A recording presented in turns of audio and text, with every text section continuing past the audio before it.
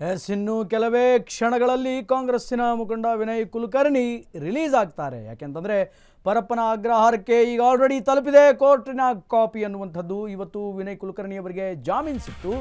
ಆ ಜಾಮೀನಿನ court order copy Parappana ಅಗ್ರಹಾರಕ್ಕೆ ತಲುಪಿದೆ.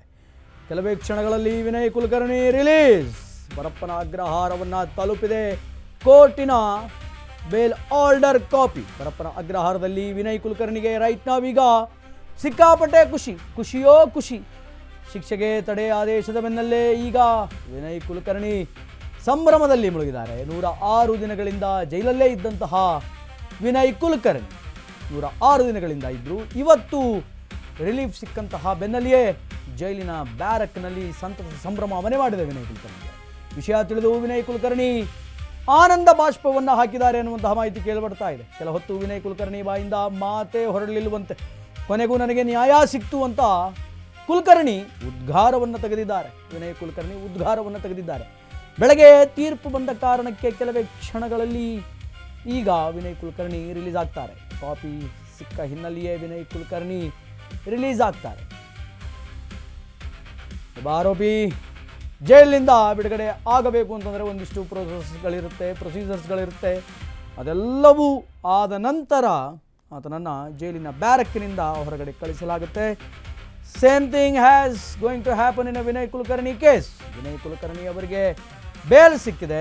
ಅದರ ಒಂದು ಕಾಪಿ, ಆರ್ಡರ್ ಕಾಪಿ ಅನ್ನುವಂಥದ್ದು ಏನಿದೆ, ಆದೇಶ ಪತ್ರ ಈಗ ಪರಪ್ಪನ ಅಗ್ರಹಾರವನ್ನು ತಲುಪಿದ ನಂತರ ಅಲ್ಲಿನ ಜೈಲರ್ಗಳು ಅದನ್ನು ಪರಿಶೀಲನೆ ನಡೆಸಿ ತದನಂತರದಲ್ಲಿ ಒಂದಿಷ್ಟು ಚೆಕ್ಕಿಂಗ್ಸ್ಗಳಿರುತ್ತೆ.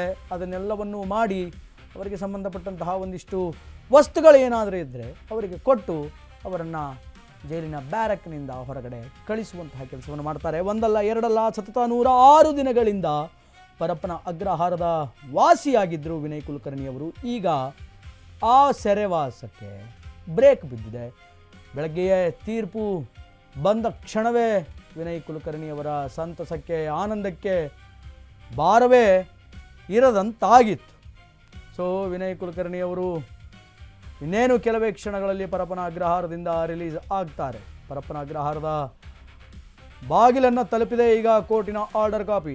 ಇದಕ್ಕೆ ಕುರಿತಂತೆ ನಮ್ಮ ಪ್ರತಿನಿಧಿ ಅರುಣ್ ದೂರವಾಣಿ ಸಂಪರ್ಕದಲ್ಲಿದ್ದಾರೆ. ಅರುಣ್ ಜೊತೆ ಮಾತಾಡ್ತೀನಿ. ಅರುಣ್, ಇನ್ನೂ ಎಷ್ಟೊತ್ತು ಪರಪ್ಪನ ಅಗ್ರಹಾರದಿಂದ ವಿನಯ್ ಕುಲಕರ್ಣಿ ಅವರು ಆಚೆ ಬರೋದಕ್ಕೆ? ಯಾಕೆಂತಂದರೆ ಬೆಳಗ್ಗೆನೇ ಜಾಮೀನು ಸಿಕ್ಕಿದೆ ಅನ್ನುವಂತಹ ವಿಚಾರಗಳು ಬೆಳಕಿಗೆ ಬಂತು. ಸೊ ಆರ್ಡರ್ ಕಾಪಿ ಏನಾದರೂ ತಲುಪಿದೆನಾ?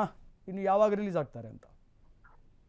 ಶ್ರೀನಿವಾಸ್, ಅಂದ್ರೆ ಇವತ್ತು ಬೆಳಗ್ಗೆ ಹೈಕೋರ್ಟ್ ವಿನಯ್ ಕುಲಕರ್ಣಿ ಅವರಿಗೆ ಒಂದು ಮಧ್ಯಂತರ ಜಾಮೀನನ್ನ ಕೊಟ್ಟಿರುವಂತದ್ದು. ಅಂದ್ರೆ ಸೆಷನ್ಸ್ ಕೋರ್ಟ್ ಅಂದ್ರೆ ಜನಪ್ರತಿನಿಧಿಗಳ ವಿಶೇಷ ನ್ಯಾಯಾಲಯ ಕೊಟ್ಟಂತ ತೀರ್ಪೇನಿತ್ತು ದೋಷಿ ಅಂತ ಕೊಲೆ ಪ್ರಕರಣದಲ್ಲಿ, ಆ ಒಂದು ಪ್ರಕರಣದಲ್ಲಿ ಹೈಕೋರ್ಟ್ ಅದಕ್ಕೆ ತಡೆಯನ್ನ ಕೊಟ್ಟಿರುವಂತದ್ದು. ಅದ್ರ ಜೊತೆಗೆ ಆ ಒಂದು ಶಿಕ್ಷೆಯನ್ನ ಅಮಾನತಿನಲ್ಲಿ ಇಟ್ಟಿರುವಂತದ್ದು, ಮತ್ತೆ ಅವರಿಗೆ ಬೇಲನ್ನ ಸಹ ಕೊಟ್ಟಿರುವಂತದ್ದು. ಈಗ ಏನು ಇವತ್ತು ಸಂಜೆ ಅಂದ್ರೆ ಬೆಳಗ್ಗೆ 10:10 ಸುಮಾರಿಗೆ ಒಂದು ಹೈಕೋರ್ಟ್ ಈ ಒಂದು ಆದೇಶವನ್ನ ಕೊಟ್ಟಿರುವಂತದ್ದು. ಸೊ ಹಾಗಾಗಿ ಇವಾಗ ಏನು ಈಗಾಗಲೇ ಪರಪ್ಪನ ಅಗ್ರಹಾರ ಜೈಲು ತಲುಪಿರುವಂತದ್ದು ಅವರ ಒಂದು ರಿಲೀಸ್ ಆರ್ಡರ್ ಕಾಪಿ. ಅದನ್ನ ಮೊದಲನೇದಾಗಿ, ಯಾಕಂದ್ರೆ ಹೈಕೋರ್ಟ್ ಅದರಿಂದ ಆದೇಶ ಪ್ರತಿ ಸಿಕ್ಕ ನಂತರ ಅದನ್ನ ಸೆಷನ್ಸ್ ಕೋರ್ಟ್ ಅಂದ್ರೆ ಟ್ರಯಲ್ ಕೋರ್ಟ್ ಏನಿರುತ್ತೆ ಕೆಲವೊಂದು ನ್ಯಾಯಾಲಯ, ಸೊ ಅಲ್ಲಿಗೆ ಶ್ಯೂರಿಟಿಯನ್ನ ಪೂರೈಕೆ ಮಾಡಬೇಕಾಗುತ್ತೆ. ಯಾಕಂದ್ರೆ ಈಗಾಗಲೇ ಕೋರ್ಟ್ ಅವ್ರಿಗೆ 5 ಲಕ್ಷ ರೂಪಾಯಿ ಬಾಂಡು ಮತ್ತೆ 2 ಶ್ಯೂರಿಟಿ ಮತ್ತೆ ಭಾರತ ಬಿಟ್ಟು ಹೋಗ್ಬಾರ್ದು, ಮತ್ತೆ ಕೋರ್ಟ್ ಯಾವತ್ತು ಸಮನ್ಸ್ ಕೋರ್ಟ್ ಕರೆಯುತ್ತೆ ಅವತ್ತೆಲ್ಲ ಒಂದು ಅವರು ಕೋರ್ಟ್ಗೆ ಹಾಜರಾಗಬೇಕು ಅಂತ ಹೇಳ್ಬಿಟ್ಟು ಕೆಲವೊಂದಷ್ಟು ಕಂಡೀಷನ್ಗಳ ಹಾಕಿ ಜಾಮೀನನ್ನ ಕೊಟ್ಟಿರುವಂತದ್ದು. ಹಾಗಾಗಿ ಅವರ ಪರ ವಕೀಲರು ಎಲ್ಲ ಶ್ಯೂರಿಟಿ ಫಾರ್ಮಾಲಿಟೀಸ್, ಕೆಲವೊಂದು ಫಾರ್ಮಾಲಿಟೀಸ್ ಎಲ್ಲಾನು ಸಹ